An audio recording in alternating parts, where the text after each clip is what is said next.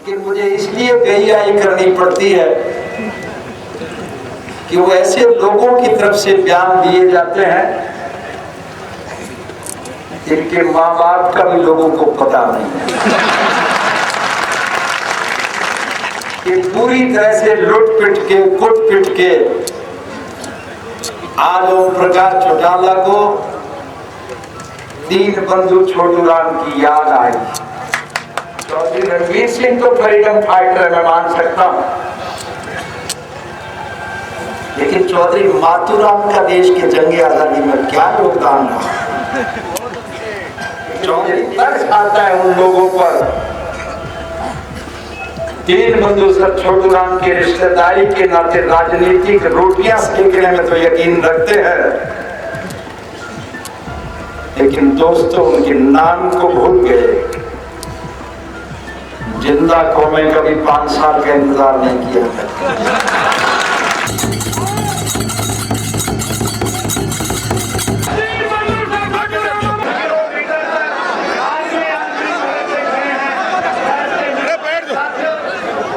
फिर इस स्थान पर हमें आपस में मिलने का एक मौका मिला,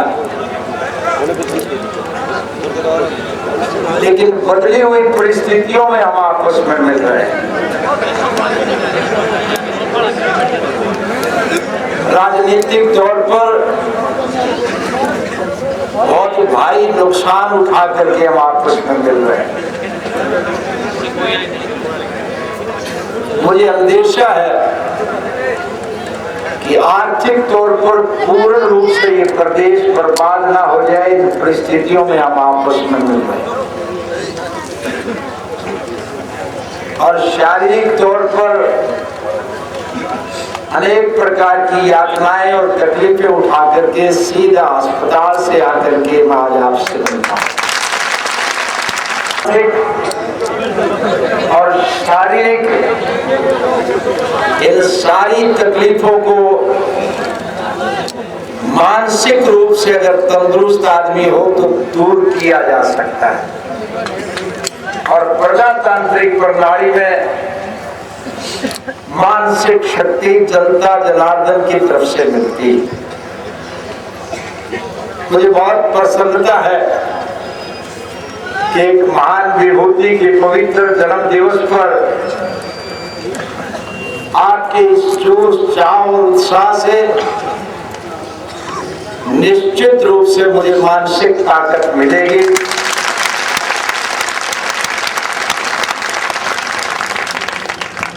क्योंकि हमारा ये देश पीरों फकीरों का देश है, साधु सन्यासियों का देश है। तो जो कौम और मुल्क अपने महापुरुषों को याद नहीं करती वो बर्बाद हो जाया करती। अभी आज ही मैंने अखबार में एक खबर पढ़ी, वैसे तो बहुत पढ़ता हूं मैं, बड़े कटाक्ष भरे शब्द पढ़ने को मिलते हैं कि मुझे इसलिए बेहयाई करनी पड़ती है कि वो ऐसे लोगों की तरफ से बयान दिए जाते हैं जिनके माँ बाप का भी लोगों को पता नहीं है।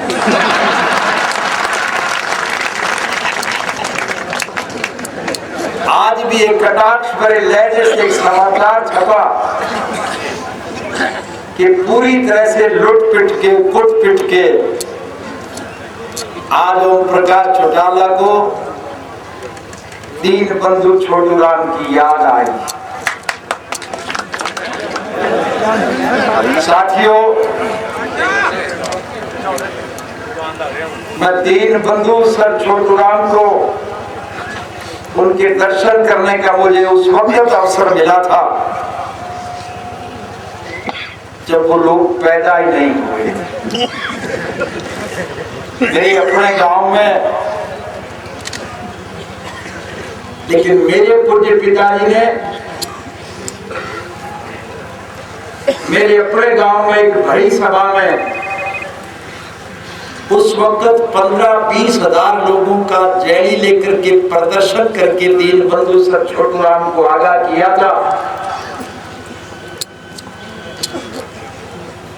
कि आज जिन लोगों में आप घिरे बैठे हैं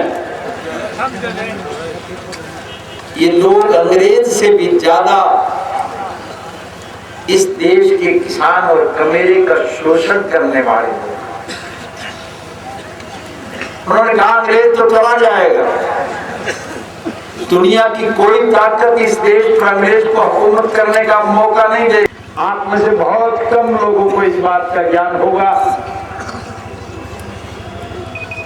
कि जिन लोगों के बुलावे पे भी मैं तेरी बात से पूरी तरह से सहमत हूं और मुझे यकीन, विश्वास और भरोसा है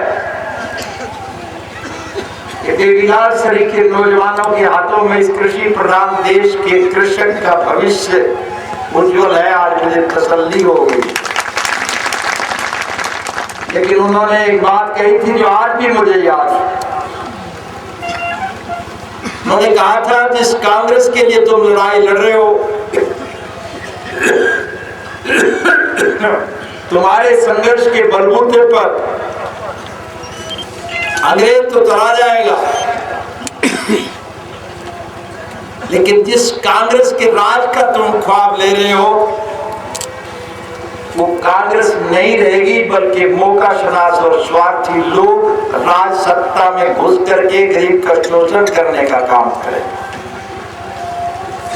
मैंने अपनी आंख से देखा, आप में से बहुत से लोगों ने देखा कि शहीद आजम भगत सिंह सरीखे लोगों के खिलाफ गवाहियां देकर के उन्हें फांसी के तख्ते पर झूलने के लिए जिन लोगों ने मजबूर किया था, उनके पोते हरपाल सिंह सरीखे लोग हरियाणा प्रदेश कांग्रेस के प्रेसिडेंट रहे और मंत्री भी रहे।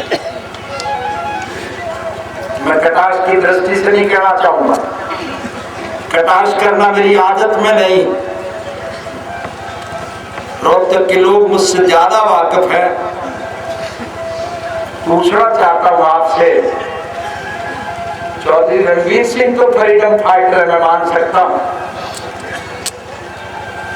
लेकिन चौधरी मातूराम का देश के जंग आजादी में क्या योगदान रहा? चौधरी देवीलाल जंग आजादी के सूरमा थे, लेकिन उनके पिता चौधरी लेखराम का देश की जंग आजादी में लेश मात्र भी कोई योगदान नहीं। आप सुनकर के हैरान होंगे, मुझे कहना नहीं चाहिए। देश के जंग आजादी के उन सेनानियों को जो फ्रीडम फाइटर पेंशन मिलती है, चौधरी देवीलाल सरीखे लोग जो निरंतर संघर्ष में जूझते रहे, उन्होंने पेंशन नहीं ली थी।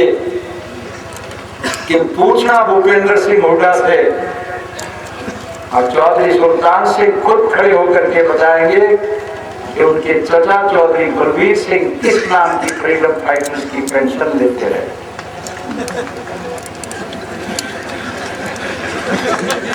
ये नहीं बताएंगे 4 दिन में जेल में रहे,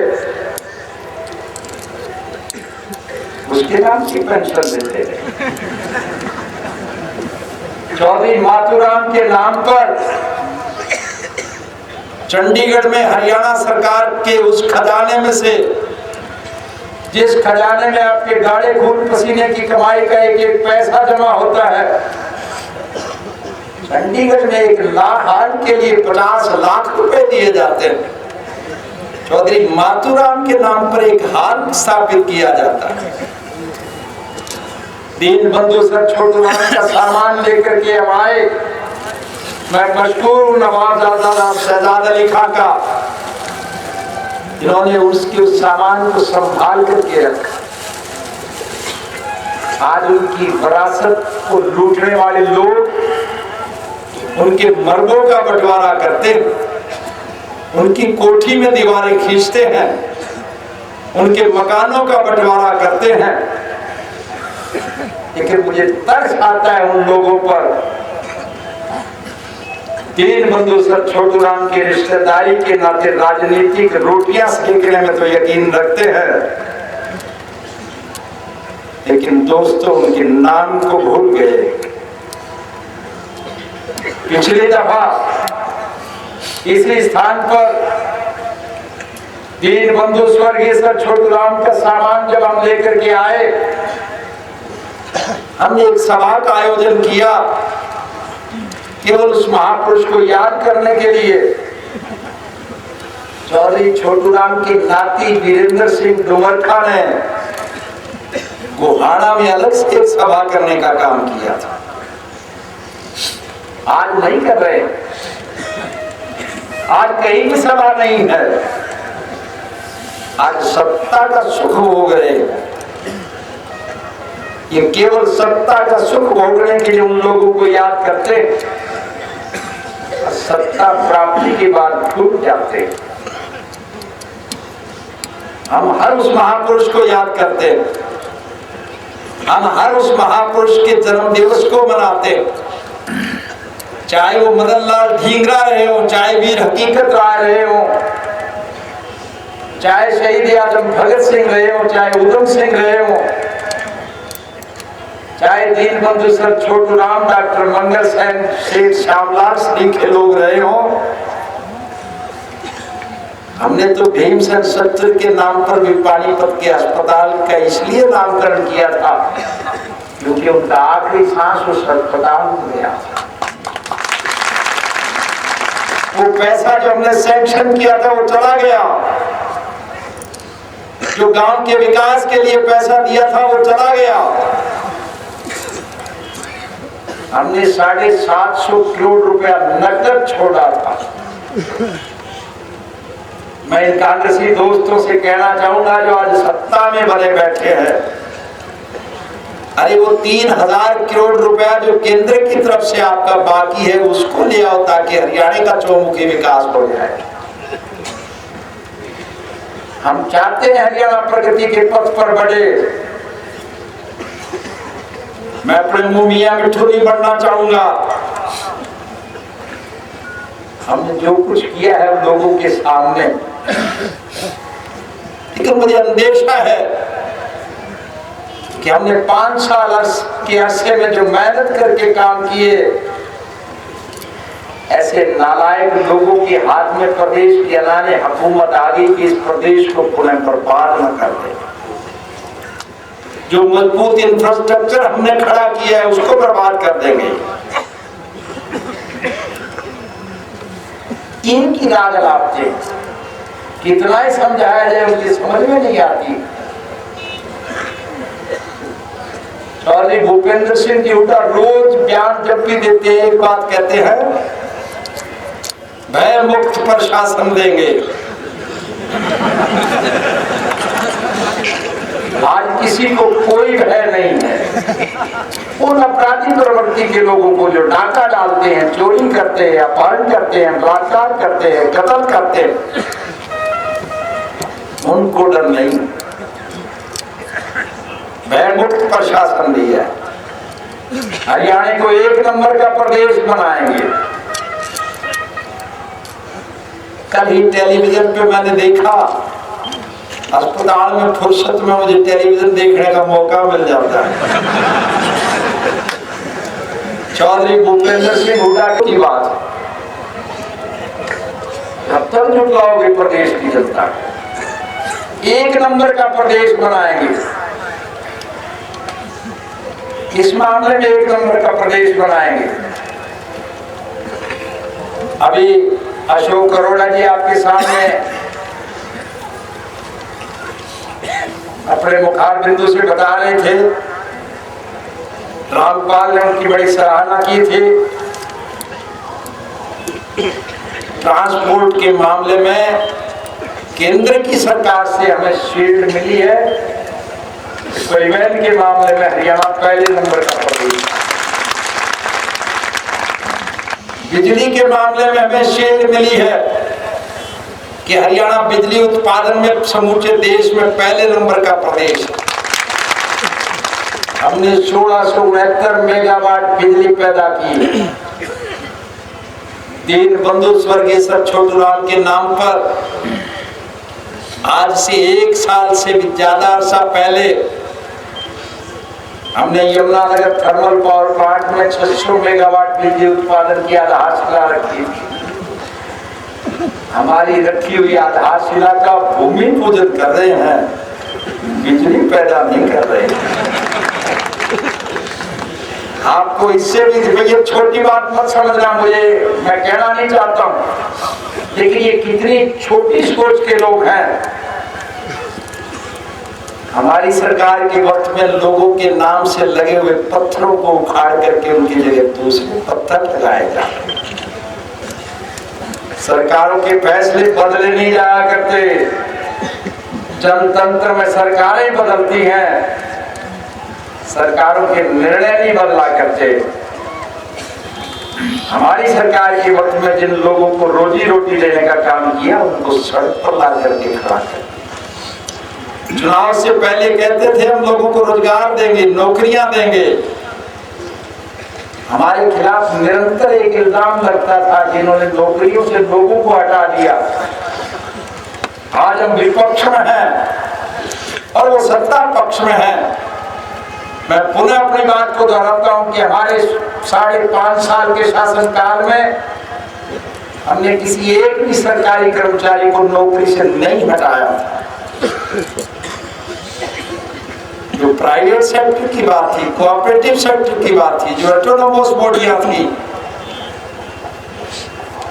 चाहे वो हांसी की शुगर मिल रही हो, कोऑपरेटिव सेक्टर की हिस्सेदारों की थी, अगर घाटे में चल रही थी तो उन्होंने उस हिसाब से बंद किया होगा, लेकिन किसी सरकारी कर्मचारी को हमने नहीं हटाया।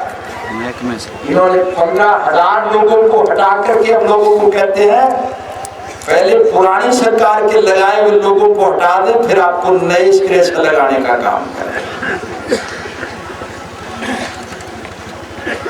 कुछ राष्ट्र में हमें शील्ड मिली है कि चीनी उत्पादन में हरियाणा का पहला नंबर, ग्रामीण विकास के मामले में हरियाणा पहले नंबर का है। केंद्र की सरकार की तरफ से जो शील्ड और सर्टिफिकेट दिए गए हैं वो मैं आपको बताने जा रहा हूं। स्वर्ण जयंती ग्रामीण योजना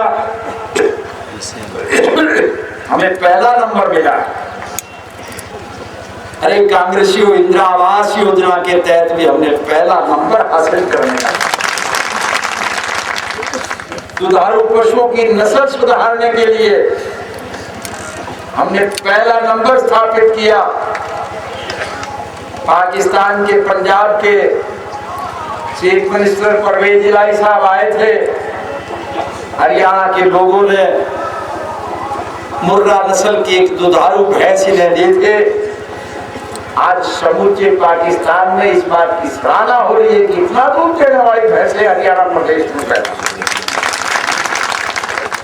हम चाहते हैं हरियाणा प्रदेश की प्यासी भूमि को पानी मिले।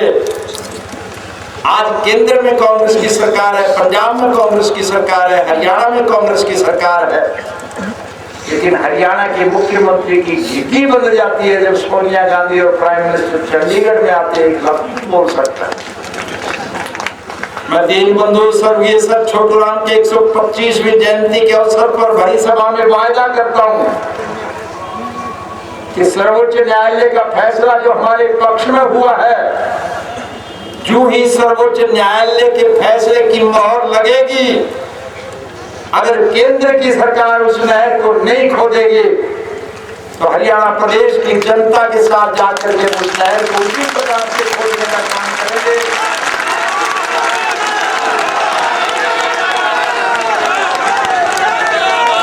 इस प्रकार से दीनबंधु सर छोटूराम के संग्रहालय का ताला तोड़ करके आज हमने आपके बीच में आने का एक अवसर प्रदान किया। का एक प्रतिनिधि चौधरी सावराम हरियाणा विधानसभा पंजाब विधानसभा में हुआ करते थे और किसान का उत्पादन मंडी में ठीक दाम पर बिके, इस बात को लेकर के चौधरी सावराम ने विप की उल्लंघना करके भी यूनियन पार्टी की सरकार के पक्ष में वोट दिया। चौधरी सुल्तान सिंह को शायद याद नहीं रहा, ये आपत्ति स्वर्गीय पंडित जवाहरलाल नेहरू ने उठाई थी और इस आपत्ति पर स्वर्गीय सरदार वल्लभ भाई पटेल ने कहा था कि किसान के नाते चौधरी साहब ने जो वोट दिया है वो एक बहुत अच्छा काम किया है। हम हर उस बात के हिमायती रहे हैं। आपको याद होगा चौधरी छोटू राम तो किसानों के मसीहा समूचे राष्ट्र के सतर पर थे, लेकिन रोहतक के लोगों, पुरानी बात शायद आपको याद ना हो, चौधरी चरण सिंह जब रोहतक की सभा में आए थे, मेरे पूज्य पिता चौधरी देवीलाल उस वक्त भी कांग्रेस पार्टी में थे और चौधरी चरण सिंह की सभा में उपस्थित रहे थे। किसान के हितों पर जब कभी भी कोई कुठारा जाता है, चौधरी देवीलाल ने किसी किस्म की झिझक महसूस नहीं की, कोई परवाह ना करके किसान के हितों के लिए लड़ाई लड़ते रहे, क्योंकि उन्हें प्रेरणा दीन बंधु सर छोटू राम के जीवन से मिली है। याद होगा आपको 1942 में स्वर्गीय दीन बंधु सर छोटू राम ने खड़े होकर के कहा, हम 6 रुपए मण के हिसाब से किसान का गेहूं नहीं देंगे।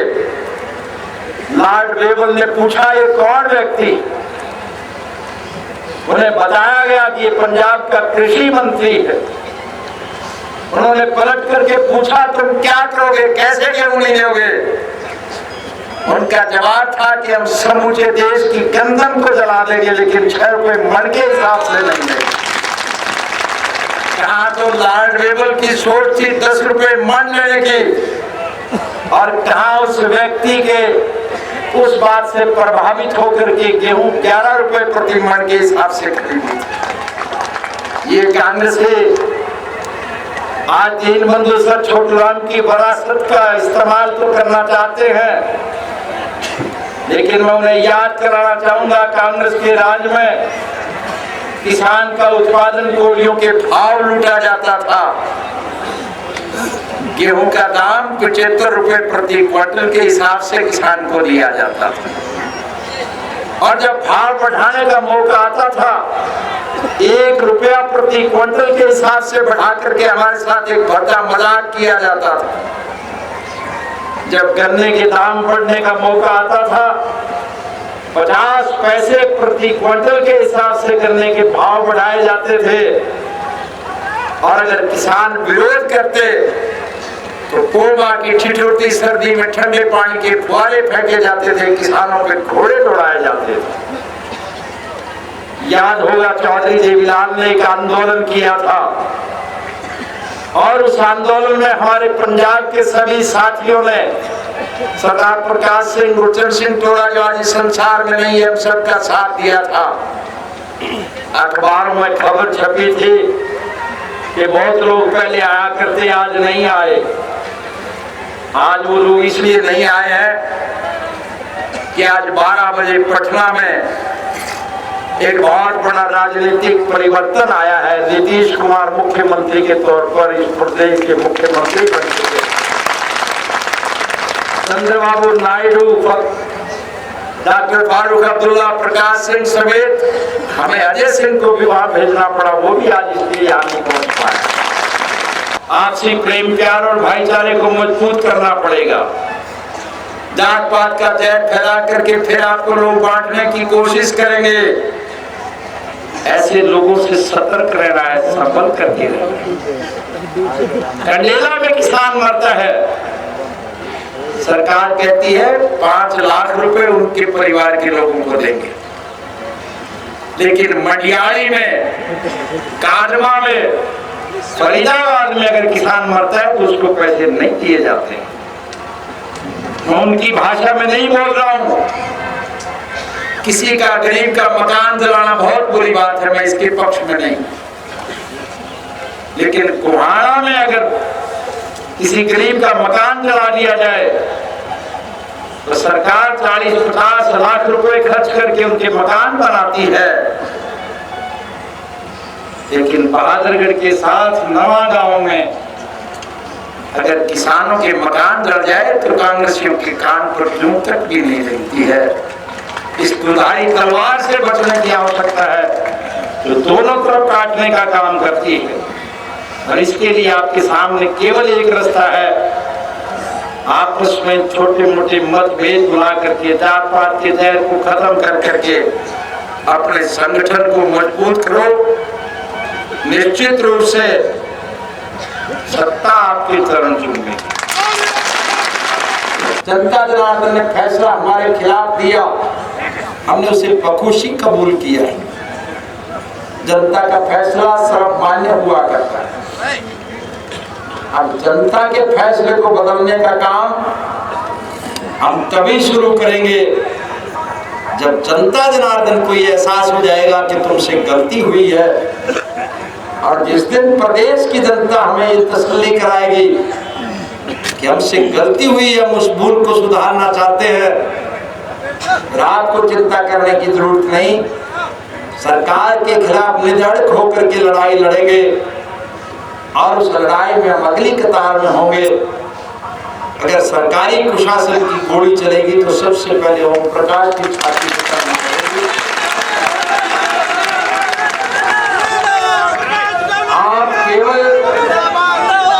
आप केवल एक बात की गांठ बांध करके चले कि संगठन के बलबूते पर संघर्ष में जूझने के लिए तैयार हैं। जिंदा कौमें कभी 5 साल का इंतजार नहीं किया। 5 साल का समय बहुत लंबा है, परिस्थितियां बहुत जल्दी बदलेगी। मैं कोई ज्योतिषी और नजूमी नहीं हूं, लेकिन जो हालात और परिस्थितियां आज हैं, राजनीतिक तौर पर मैं इसके लिए आपको अवगत कराने जा रहा हूं कि निश्चित रूप से इस देश में तीसरा फ्रंट बनने जा रहा है। कांग्रेस और भाजपा दोनों से इस देश के लोग